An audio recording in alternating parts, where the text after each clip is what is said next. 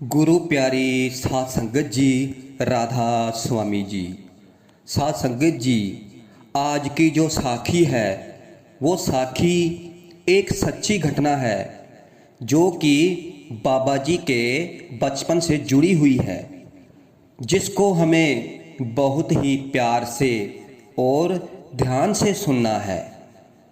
ये बाबा जी के बचपन से जुड़ी हुई घटना है। सो साध संगत जी, आइए इसे बहुत ही प्रेम पूर्वक सुनते हैं।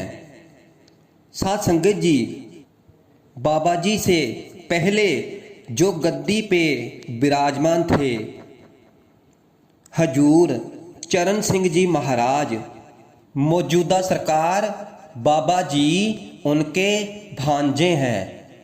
सो साध संगत जी, जो हमारे बाबा जी हैं उनके माता जी को कोई औलाद नहीं होती थी, तो माता जी अक्सर ही महाराज चरण सिंह जी को कहते थे कि भाई साहब, कोई भी औलाद नहीं है तो आप कृपा करो।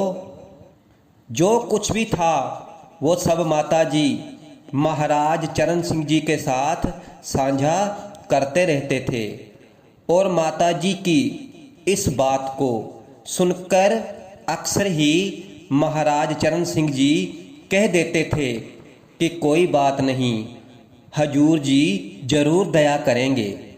तो फिर जब बाबा जी का जन्म हुआ और जब जन्म के एक हफ्ते के बाद माता जी बाबा जी को डेरे में महाराज चरण सिंह जी के पास लेकर आए और महाराज चरण सिंह जी से कहा कि आपकी दी हुई दात हमको मिली है, आप भी अपना आशीर्वाद इनको दे दो।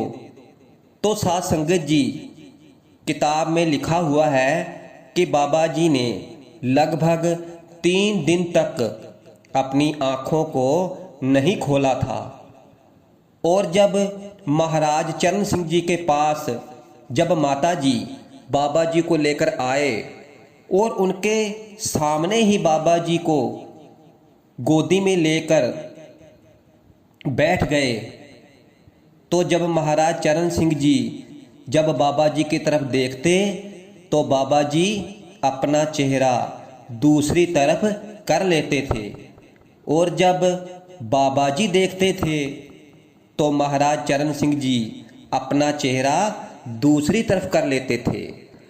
मतलब कि आँखों से आँखें नहीं मिल पाती थी। तो साध संगत जी, फिर ये सब कुछ देखकर बाबा जी के माता जी ने कहा कि भाई साहब जी, ये क्या बात है, ये ऐसा क्यों हो रहा है कि जब आप इनको देखते हो तो ये मुंह दूसरी तरफ क्यों कर लेते हैं।